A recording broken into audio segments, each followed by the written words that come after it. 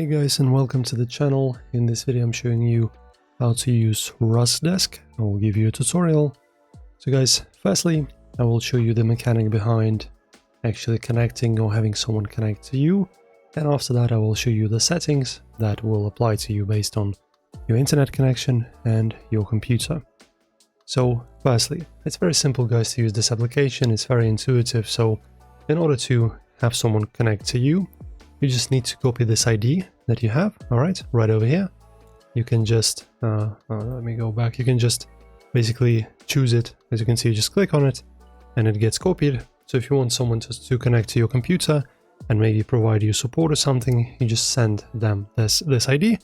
They connect to you, you approve the connection, and then they can help you and control your PC. And now the same goes for you. If you want to connect to their PC, you just ask for their ID, alright, they give it to you, and then in this field right here, you just type in the numbers, right, so set an ID that you will be given. This is just a random number, and press connect, and then you will connect to them. Also guys, something that's really important, this takes us to the settings.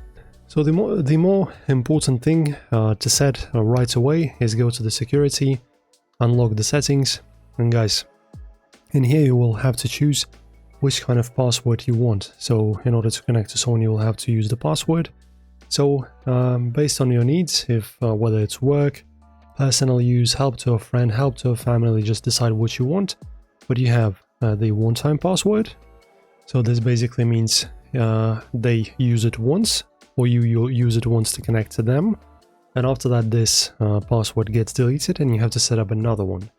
Then you also have permanent password, right? So this is for them to connect without approval. So you just set a password, then just basically click on this button, and the password will be the same every single time. Or you can use both. So both will mean one time and permanent password. So it's up to you. Also, you have two-factor authentication if you want to make it even more secure. So this is the first thing you should do. After that, in the network, sorry, not in display. So you want to choose the adaptive scale so that the app basically shows you the screen of another PC in well, kind of a proper format, proper aspect ratio, proper resolution, because if you choose original, it will just be messed up. So just choose scale adaptive. Then, just like I said, in terms of the connection, if you have a good connection, you can just choose good image quality. All right, so anywhere from 5 to 10 megabits a second, you're good. Okay, just don't worry about it. If you have, for example, a weak internet connection, or you just want to have the connection as snappy and as responsive as possible, choose optimize reaction time. In terms of the codec, I recommend choosing either VP9 or H65. These are the most effective codecs, and that's pretty much it. So you just grab the code or give the code to someone else, and then browse the PC. Also, if you're going to have someone connect to you, make sure to start the service for more reliable connection. Enjoy guys, hopefully this helped you. If it did, don't forget to press the thumbs up on the video, and of course subscribe guys. See you soon.